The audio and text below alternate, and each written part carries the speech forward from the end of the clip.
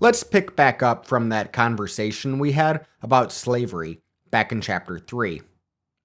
Slavery had existed for a very long time, thousands and thousands of years. With the rise of monotheism, though, it became more limited, as people didn't believe they could own other people who shared their religion. It was replaced by a less egregious form of indenturement called serfdom, but that too started to die down after the Black Death. Then, starting around 1450, and for the next 400 years, slavery ratcheted up and became more race-based. West African slaves could survive the tropical climate of the Caribbean much better than indentured Europeans could. Reliable trade contacts and networks were established between European colonizers, merchant vessels on the high seas, and African slavers on the continent's west coast, regularly supplying Europeans with thousands of newly captured people for sale. Those Europeans who did not use slave labor soon found themselves at a disadvantage compared to their economic rivals who did use it. So, until governments were to intervene, slavery would only become more common and more cruel. But that was a tough sell to the European governments. With the huge influx of silver from the New World mines, and ample arable land there, and the native peoples of that land decimated by disease, chattel slavery made the plantation system Europe's economic success story. In the late 17th century, Europeans transported roughly 30,000 Africans to their New World plantations every year.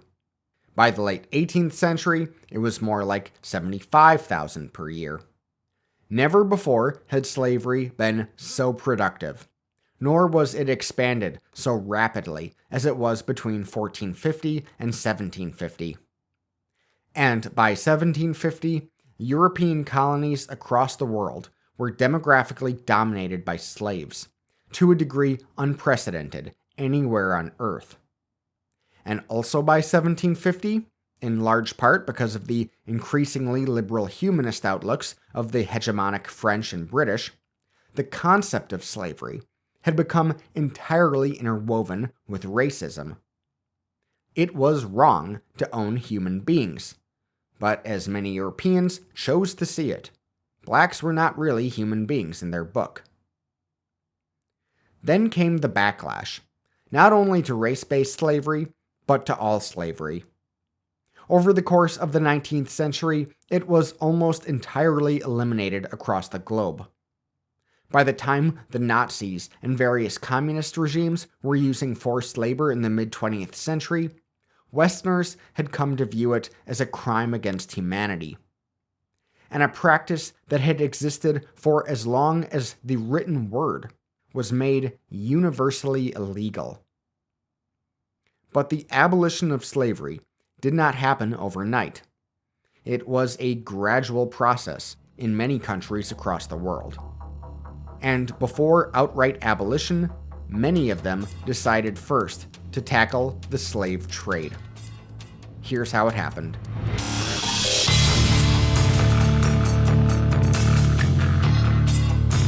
This is the Industrial Revolutions. Chapter 26. Ending the Slave Trade.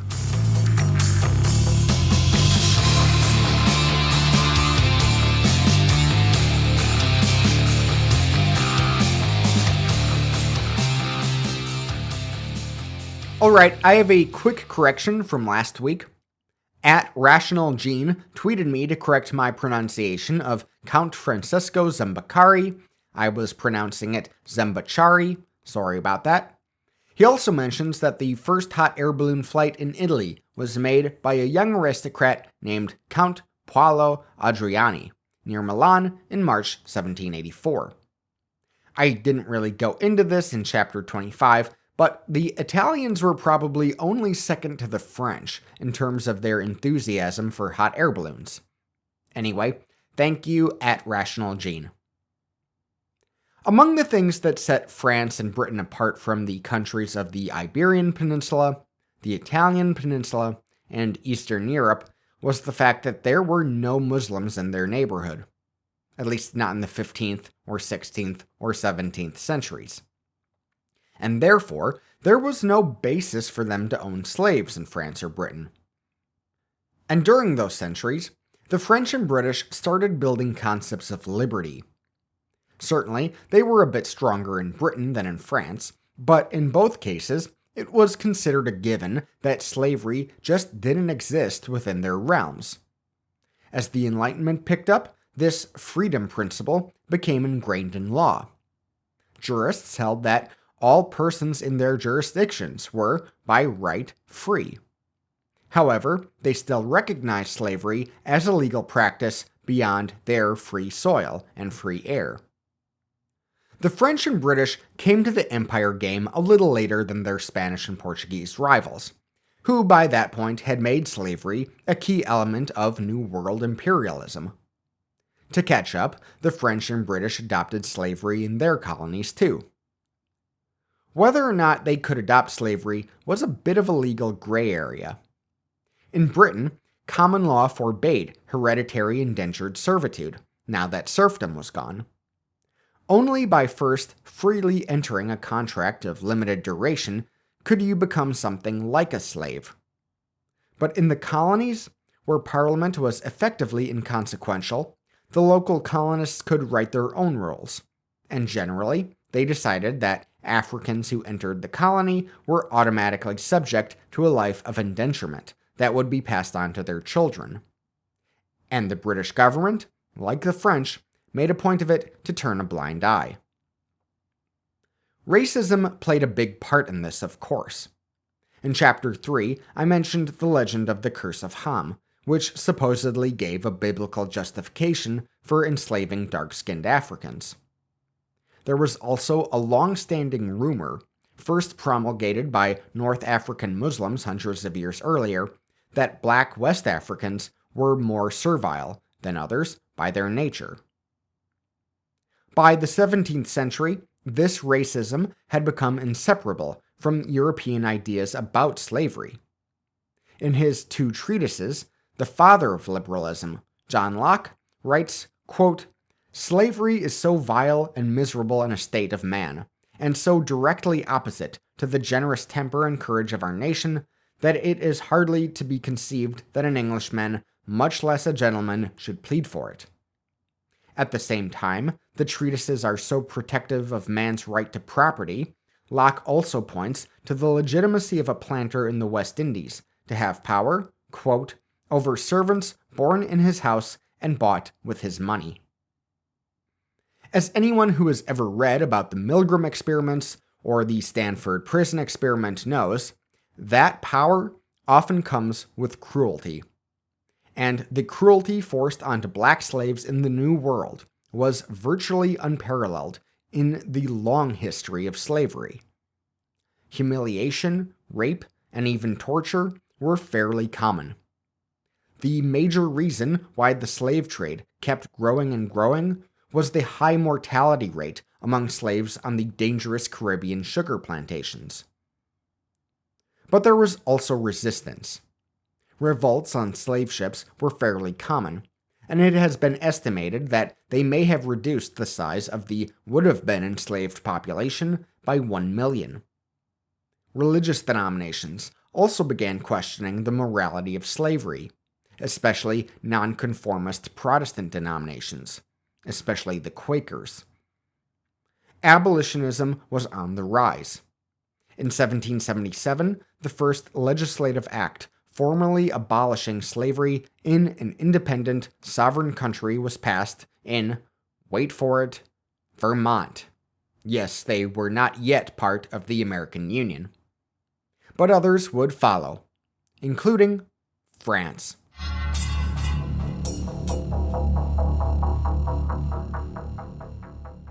France had a complicated view of slavery in its colonies. Officially, France did not allow slavery. With serfdom fading away, the concept of slavery became somewhat taboo there. And by the 18th century, anyone on French soil was considered automatically free. Of course, That would be a problem for slavers transporting slaves through France, so French bureaucrats would classify them as noirs, or people in service, rather than slaves. And slavers got away with the ambiguity. Several times, a black slave would reach French soil and then sue for freedom. But the courts were unwilling to acknowledge their freedom as a matter of practicality.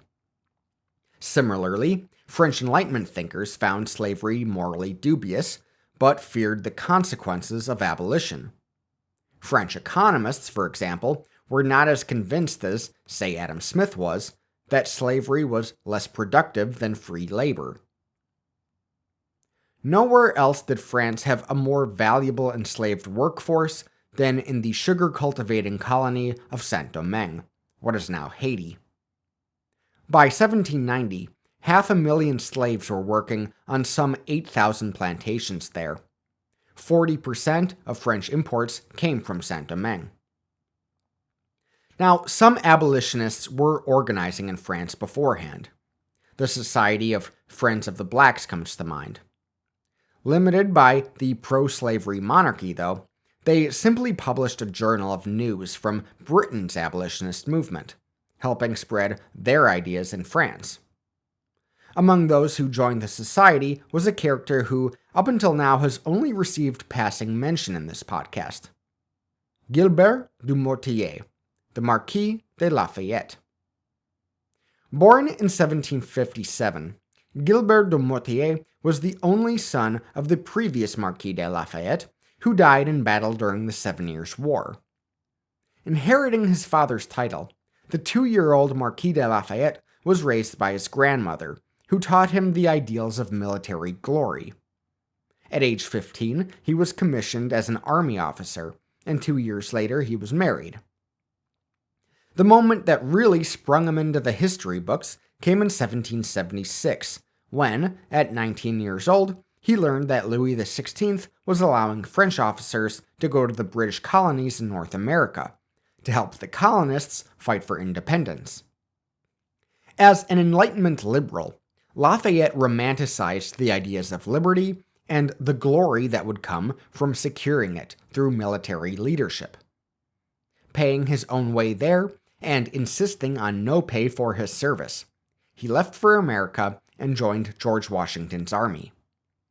Despite having no significant military experience, Washington made him a key general of the Revolution.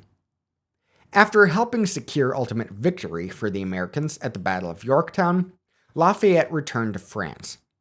There he joined the Society of Friends of the Blacks and, in 1785, purchased land in the French colony of Cayenne on the South American continent, what is today French Guiana. Now, that territory is sort of notorious in French history. Yellow fever and malaria were so prevalent there that a European sent to French Guiana was effectively receiving a death sentence. But Lafayette wasn't purchasing it for the white man. With the purchase came 70 slaves, who Lafayette freed and hired as paid laborers. He prohibited any of them from being sold or unduly punished, and he set up a school to educate their children. He wanted to prove that this free plantation could outcompete slave plantations. But he had to hand over the day-to-day affairs of the South American plantation to his wife, because then came the French Revolution.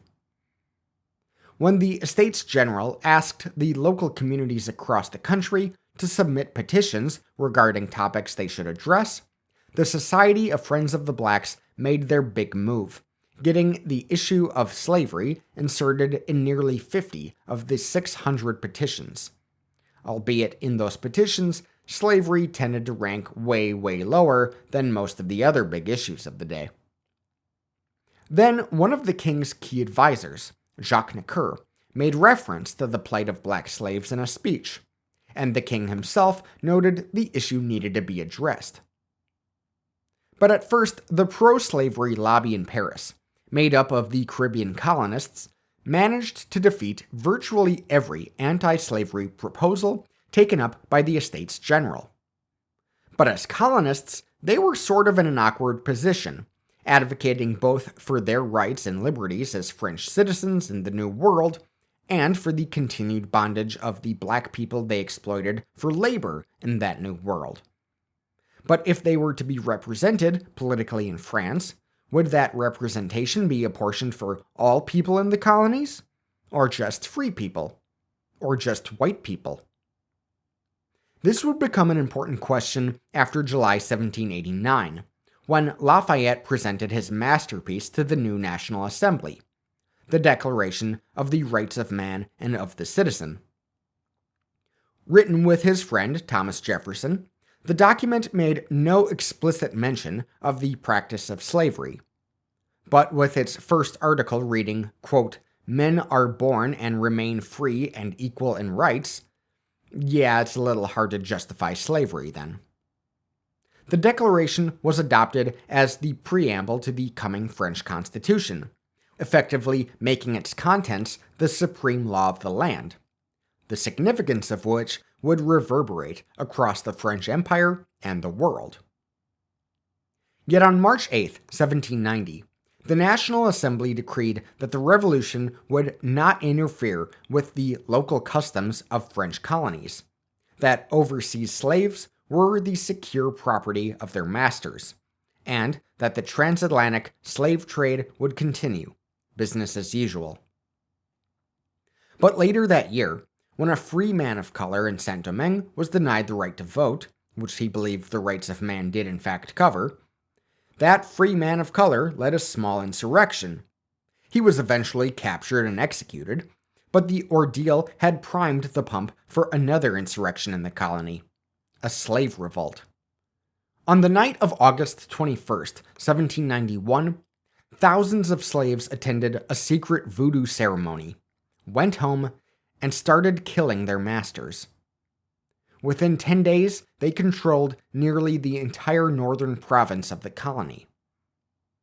The revolt continued into 1792, and the slave army took more and more territory. Fearing it would spread to their colonies, Britain and Spain declared war on France and tried to take over Saint-Domingue. Then, fearing they'd lose the colony altogether if they didn't bolster the slaves, the French commissioners in Saint-Domingue, recently sent by the increasingly radical revolutionary government in France, declared slavery abolished across the colony in late 1793. Not only did the government back in Paris confirm the commissioners' decision, they went a big step further. On February 4th, 1794, they passed a law abolishing slavery in its entirety, across France and all French colonies. They also promised full citizenship and equal rights for blacks in the French orbit in the upcoming constitution. Although in all the chaos of the French Revolution, that constitution was never adopted. In the years that followed, the slave army in Saint-Domingue, led by Toussaint Louverture, successfully fought off the British and Spanish. Then they wanted an independent state, with a government of, for, and by the majority black and mixed-race population. But that was a problem for France's new empire-minded consul, Napoleon Bonaparte. In 1802, he sent an expedition to retake the colony. Violence started up again, and within a few months, Louverture was captured, and he died in prison not long after. But Napoleon wasn't done. Also in 1802, he re-established slavery and the slave trade. France became the only country during this period to re-establish its slave trade. Over the next 3 decades, it would abolish slavery again, resurrect it again, and finally abolish it again in 1848. The slave trade was finally banned in 1817 by the restored Bourbon monarchy, although it would take many years before the ban was fully implemented. Why did they ban it? Well, by this point, the French recognized that they were far behind the times on this issue. Most other Western powers had already outlawed the slave trade by this point, including France's traditional rival, the British.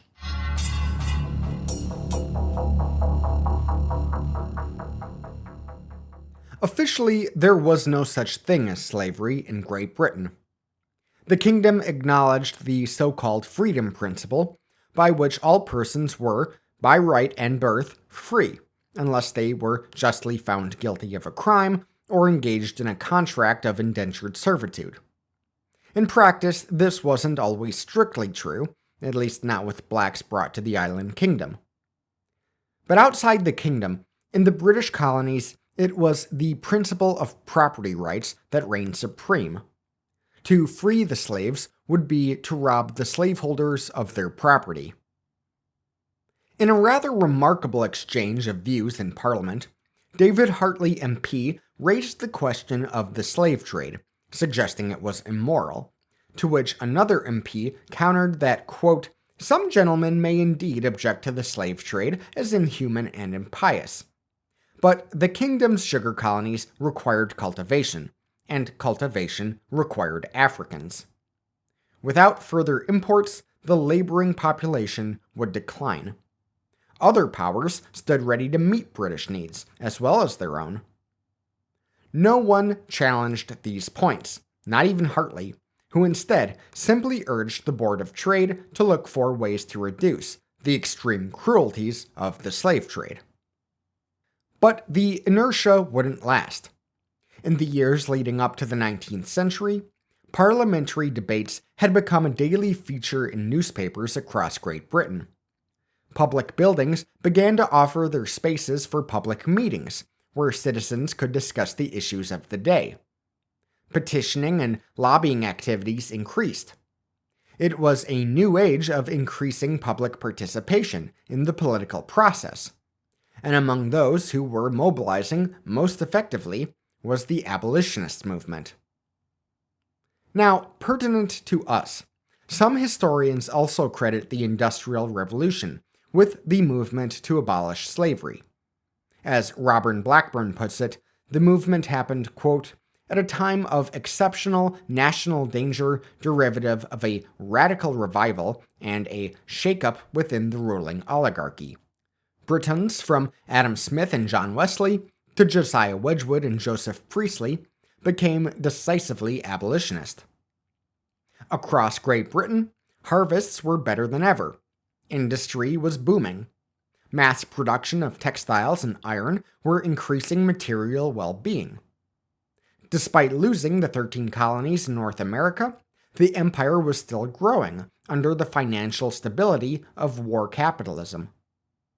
Now, in reality, the economic success of Britain was due in large part to the availability of cheap goods from slave colonies: cheap sugar, cheap tobacco, and especially cheap cotton.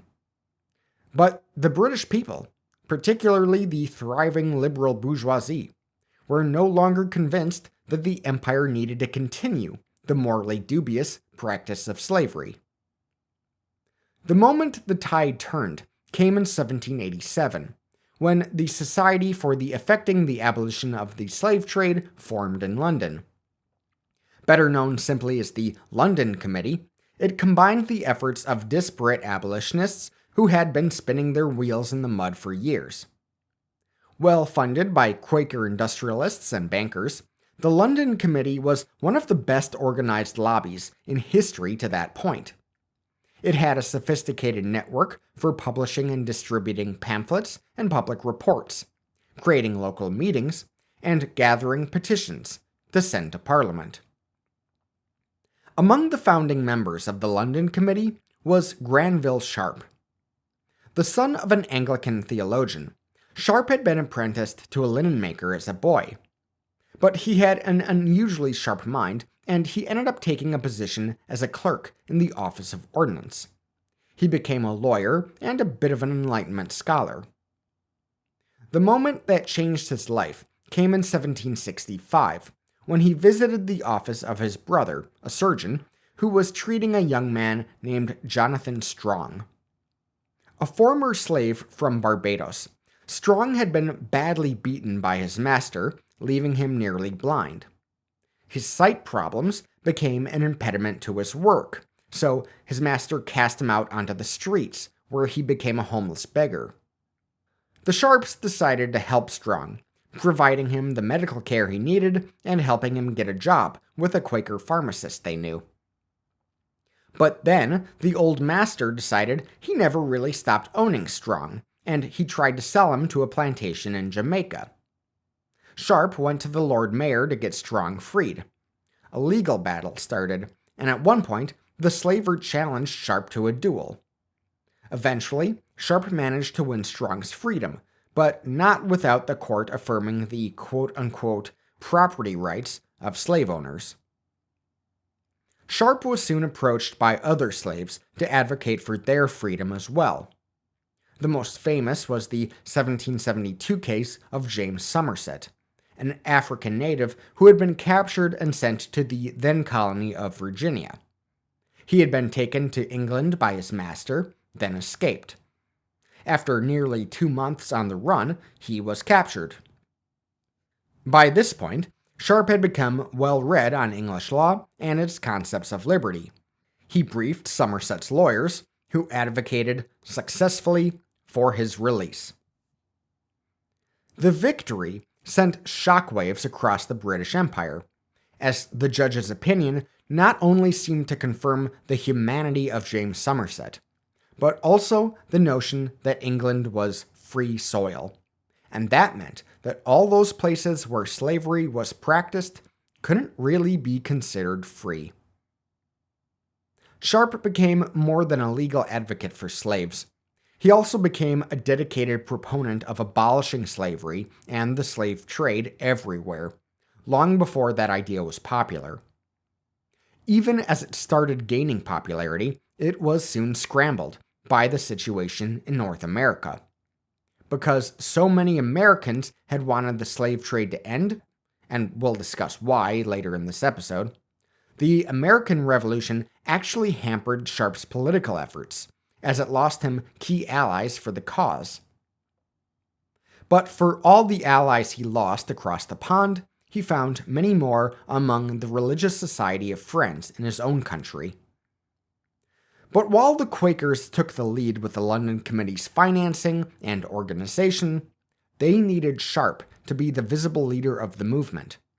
Because as a civil servant and as an Anglican, Sharp would have much more clout with Parliament. Together, they didn't just enlist Quakers and Anglicans, but Unitarians, Congregationalists, Baptists, and Methodists. Religion was the bedrock of the movement because it hit at the blatant immorality of modern slavery. Some industrialists got on board with abolition, but others, particularly textile manufacturers who depended on access to cheap cotton, resisted. Yet they could never come close to matching the organized effort of the London Committee, who gathered more than 10,000 names in a petition to Parliament, who took up the issue. While said petitions were dismissed then by the government of William Pitt the Younger, bills to abolish the slave trade came up in the House of Commons 12 times over the next 18 years. Twice they passed in the lower house before being squashed by the House of Lords. But in those years, the London Committee kept organizing and kept petitioning. It wasn't just white men in this movement, but black men too. Former slaves like Audubon Coguano and Olaudah Equiano became empowered voices for abolition in Britain. Equiano wrote an astonishing memoir about his life as a slave, which opened up British eyes to the horrors of the practice. And it wasn't just men, but women too, holding ladies-only meetings where they made public speeches against slavery and drafted petitions. In all, women made up about 10% of the abolitionist petitions, which is pretty striking for the late 18th and early 19th centuries. As Britain entered the 19th century and joined a united kingdom with Ireland, it began to slow its shipping of slaves from Africa to the Caribbean. Then, the Whigs made major gains in the 1802 and 1806 elections, which also saw the introduction of overwhelmingly anti-slavery MPs from Ireland. And, as the Whigs took over the reins of government, the London Committee made its next big push. The Slave Trade Act of 1807 was submitted to the House of Lords in February that year. On February 10th, they approved the bill 134. On February 23rd, the House of Commons debated the issue, and 2 days later, at 4 in the morning, they voted 283 to 16 to abolish the slave trade. About a month later, the Slave Trade Act of 1807 was approved by royal assent. The forced transportation of Africans to New World plantations to live out a life of brutal bondage and forced labor was made illegal throughout the British Empire. It was many more years before slavery itself was finally abolished across the empire. But an important move in the direction of liberty had been made, and it wasn't lost on the members of Parliament that their vote would be a good slap in the face to their ungrateful former colonies, which professed the love of liberty but were importing slaves at unprecedented rates. But before the British bill could become law, those former colonies would themselves pass legislation outlawing the slave trade.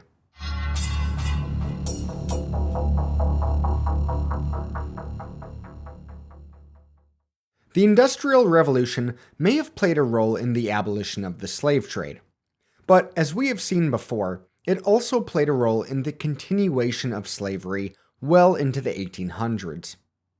Cheap cotton fueled industrialization.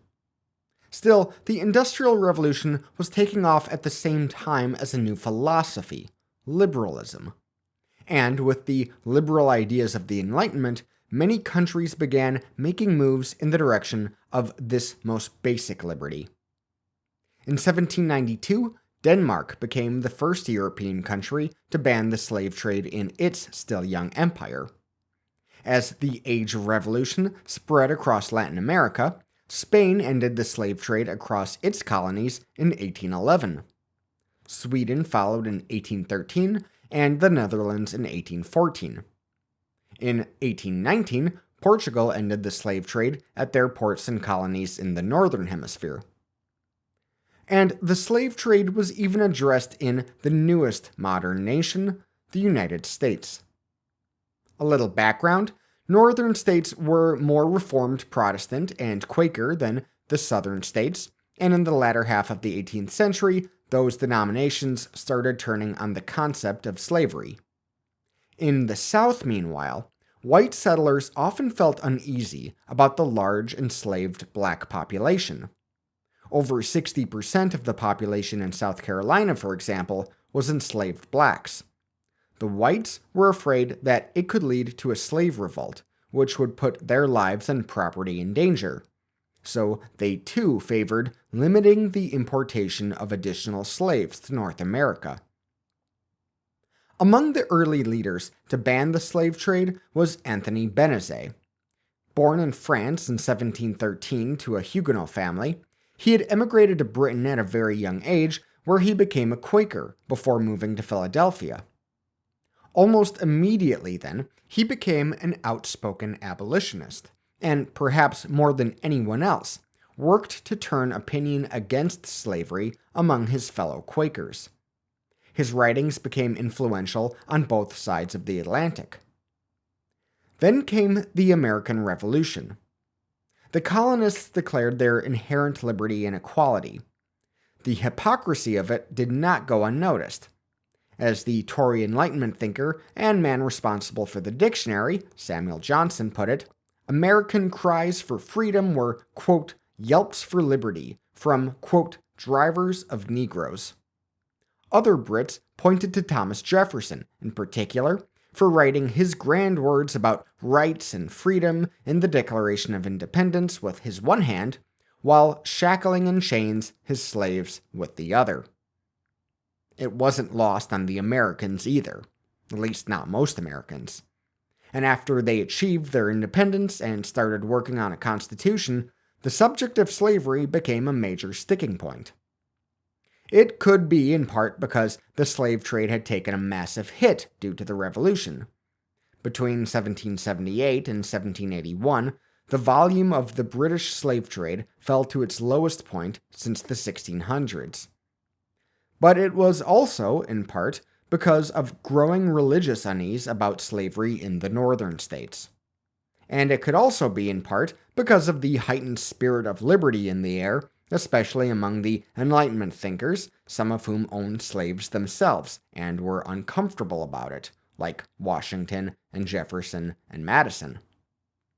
At the convention, the northern states wanted to end the slave trade, but most delegates from the southern states didn't want slavery to be subject to federal laws. Now, all international trade, including the slave trade, was really supposed to be regulated by the federal government. But slavery itself was to be a state issue. And from the 1780s to the 1820s, every single state north of Maryland abolished the practice of slavery. Still, compromise was going to be needed to get the South on board. So, the delegates inserted this clause into Article 1, Section 9 of the Constitution. Quote, "The migration or importation of such persons as any of the states now existing shall think proper to admit, shall not be prohibited by the Congress prior to the year 1808, but a tax or duty may be imposed on such importation, not exceeding $10 for each person." End quote.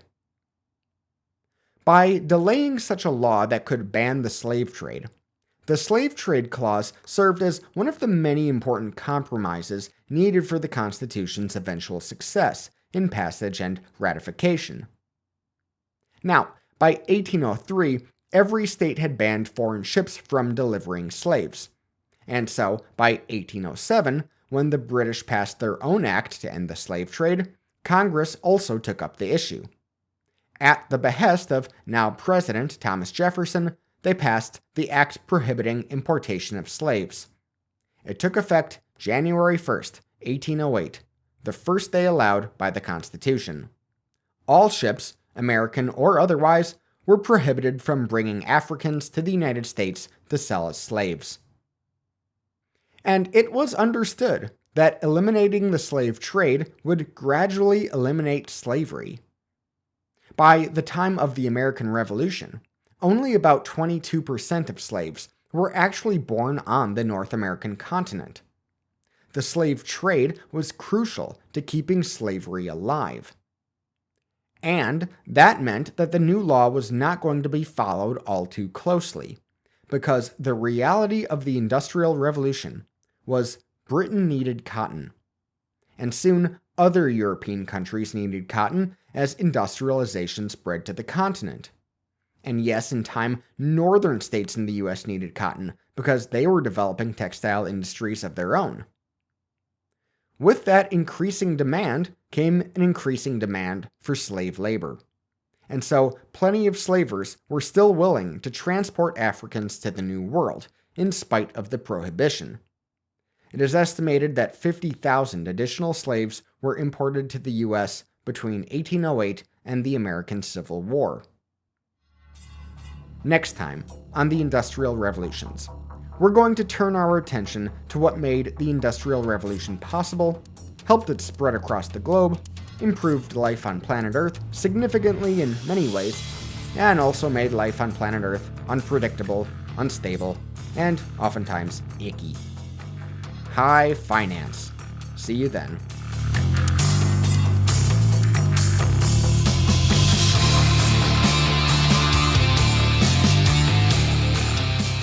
Don't forget, I have footnotes available for this episode and all future episodes.